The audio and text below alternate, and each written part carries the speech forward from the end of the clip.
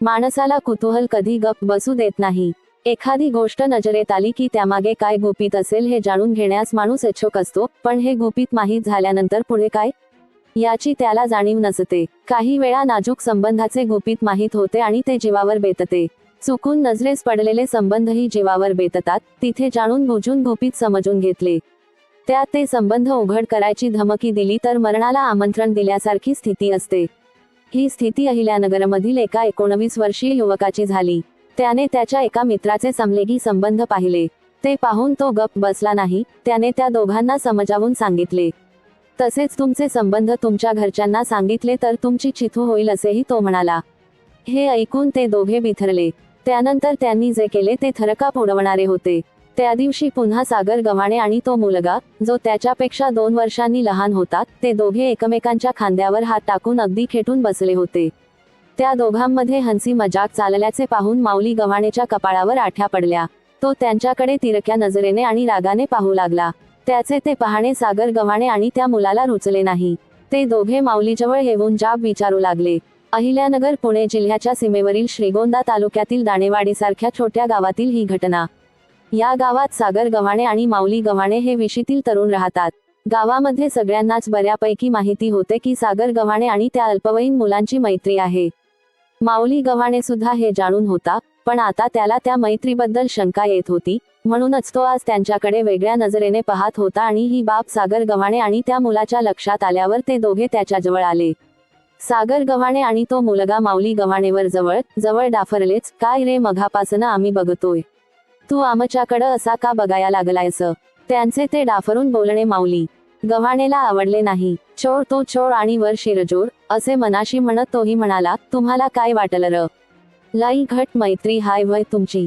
गावाला आणि आपल्या घरच्यांना फसवत असाल, पण मला तुम्ही फसवू शकत नाही. लाज कशी वाटत नाही रे तुम्हाला? तेव्हा ते दोघेही सटपटले. तरीही उसने अवसान आणून ते दोघे त्याला डाफरून बोलू लागले.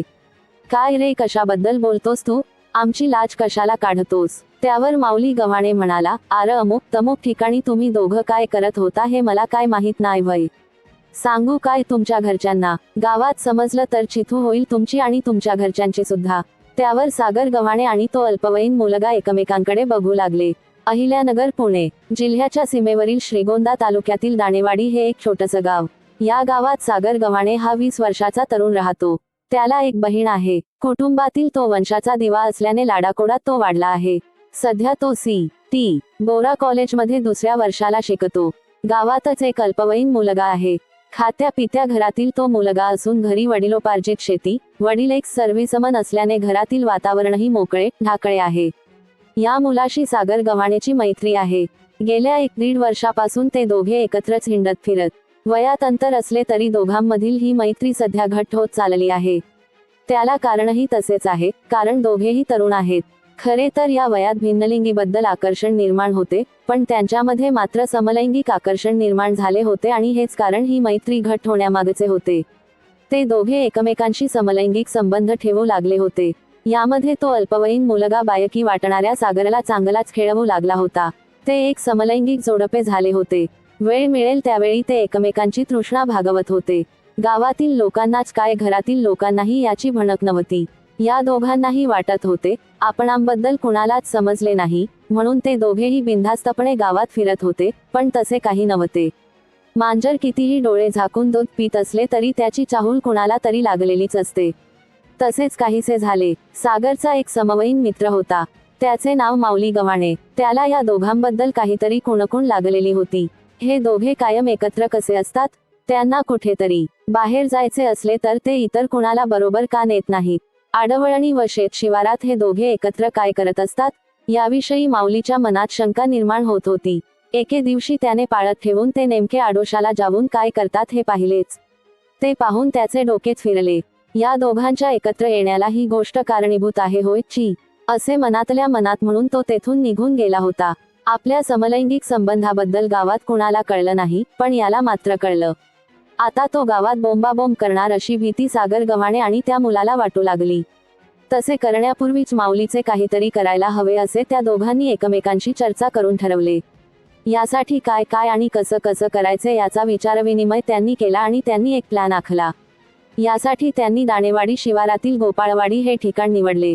अल्पवयीन मुलाचे वडील एक सर्व्हिसमन असल्याने एकदा पर्यटनाला गेल्यावर त्यांनी एक धारदार तलवार आणली होती.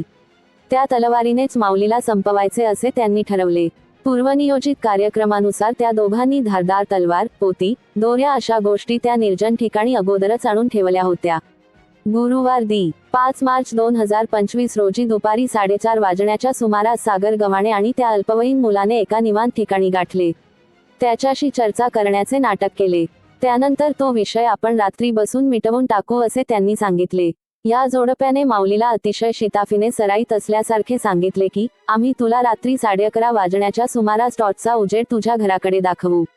त्यानंतर तू तो सिग्नल समजून आमच्याकडे ठरलेल्या ठिकाणी ये, असे त्याला सांगून ते दोघे अन माऊली आपापल्या मागणी निघून गेले. गुरुवार दि. 6 मार्च 2025 रोजी माऊलीच्या घरात सर्वांनी रात्री एकत्र बसून जेवण केलं. जेवण आटोपल्यानंतर थोडा वेळ टी.व्ही. वगैरे बघून माऊलीने मोबाईलवरील मेसेज, व्हॉट्सॲप चेक केले. माऊलीचे त्या दोघांनी सांगितल्या वेळेप्रमाणे घड्याळाकडे लक्ष गेले. रात्रीचे 11:30 वाजले होते. त्याने घराबाहेर येऊन गोपाळवाडीच्या दिशेने नजर टाकली तर टॉर्चचा उजेड त्याच्या घराच्या दिशेने पडला. माऊलीला काय माहित की, ते प्रकरण मिटवण्यासाठी नाही तर माऊलीलाच मिटवण्यासाठी त्यांनी कट केला आहे. माऊली आता साक्षात यमदूतालाच भेटण्यासाठी निघाला होता. गोपाळवाडीच्या त्या ठिकाणी जायला माऊलीला 5 ते 10 मिनिटे लागली.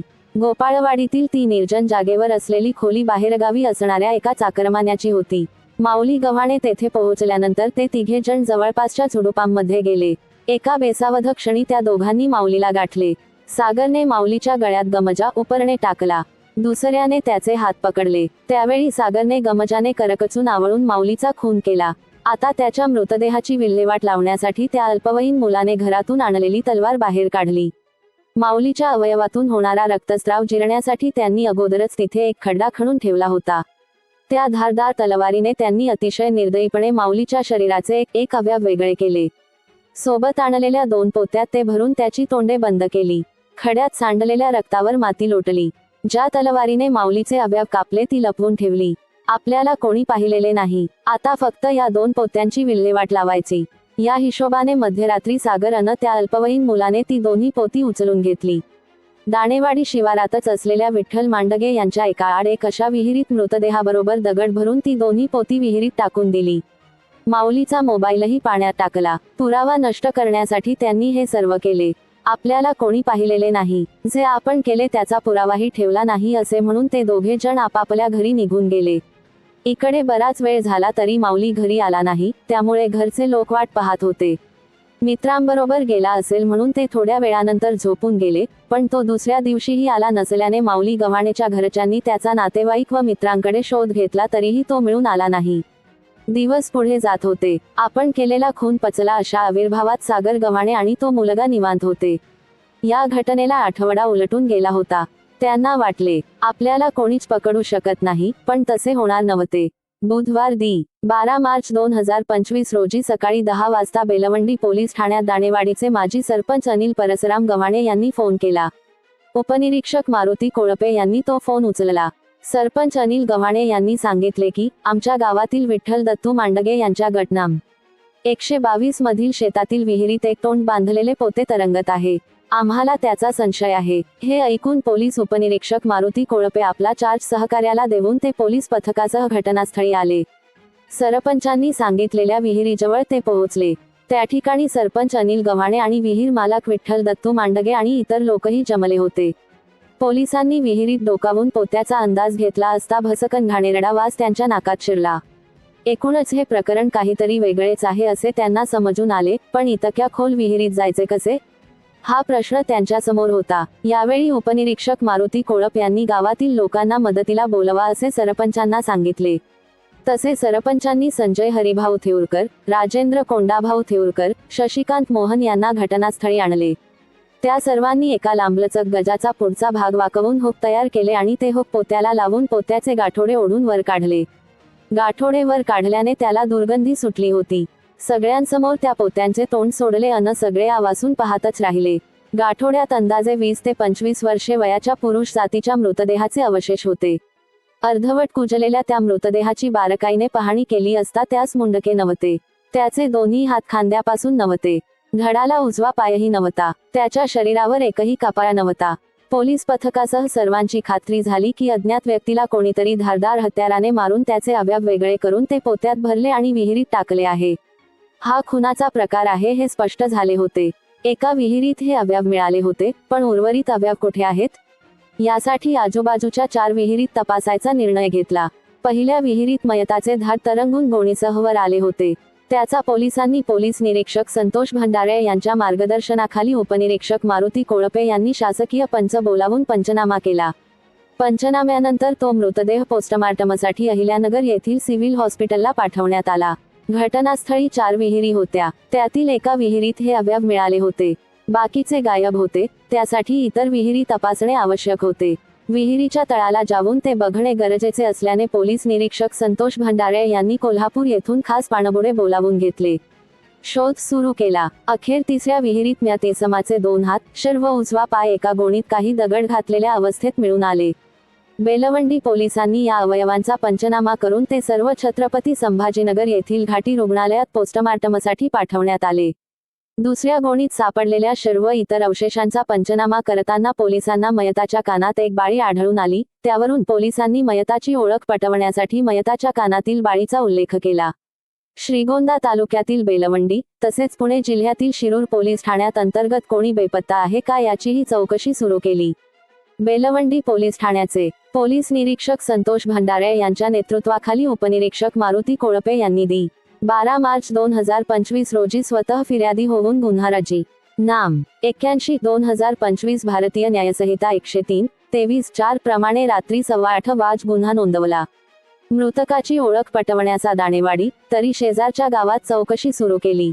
पहिल्या विहिरीत सापडलेल्या मृतदेहाच्या अवयवावरून दाणेवाडी येथील गव्हाणे कुटुंबातील मोठ्या लोकांना तो आमचा माऊलीच असावा असे 15 ते 20% वाटत होते. मात्र ज्यावेळेस दुसऱ्या विहिरीत सापडलेल्या अवयवावरून आणि कानातील बाळीवरून खात्री पटली की तो मृतदेह माऊली संतोष गव्हाणे वय 19 रा दाणेवाडी पो राजापूर ता श्रीगोंदा जी अहिल्यानगर याचा आहे. अखेर पोलिसांचे ओळख पटवण्याचे काम यशस्वी झाले होते.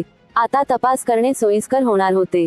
इकडे माऊलीच्या घरच्यांनाही समजून येत नव्हते की कोणत्या कारणावरून आपल्या मुलाची इतक्या निघृणपणे हत्या झाली असावी. नेमके कारणच माहीत नसल्याने पोलिसांना तांत्रिक विश्लेषणाचा आधार घेणे भाग होते. दरम्यान या घटनेची माहिती पोलीस अधीक्षक राकेश ओला यांना मिळताच त्यांनी या गुन्ह्याचा तपास स्थानिक गुन्हे शाखेचे पोलीस निरीक्षक दिनेश आहेर यांच्याकडे सोपवला.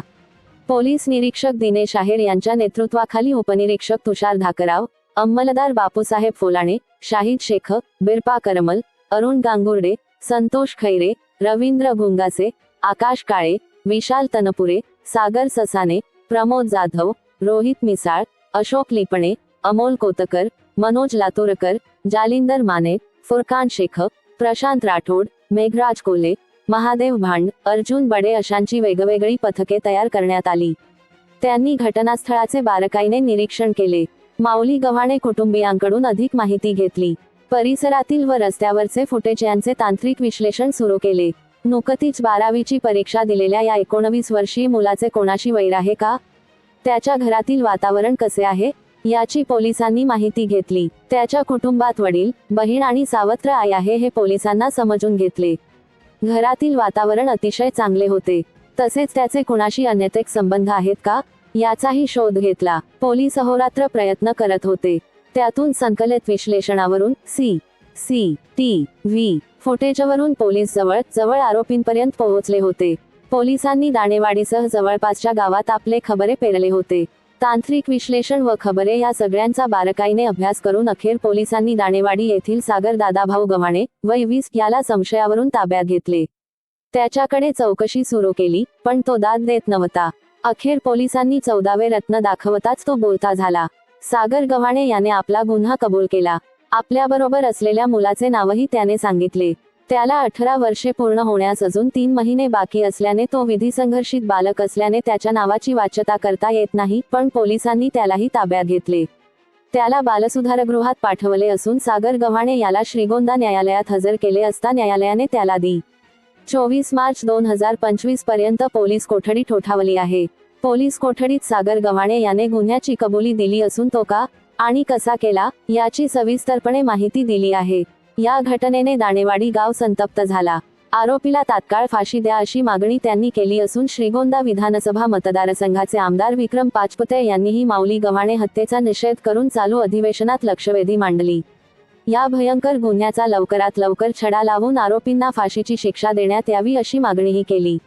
दरम्यान पोस्टमार्टम केल्यानंतर माऊलीचा मृतदेह नातेवाईकांना देण्यात आला. त्यावेळी त्यांनी संशयित सागर गव्हाणे याच्या घरासमोरच अंत्यविधी करायचा असा आग्रह धरला. पोलिसांनी मध्यस्थी करून त्यांची समजूत घातली.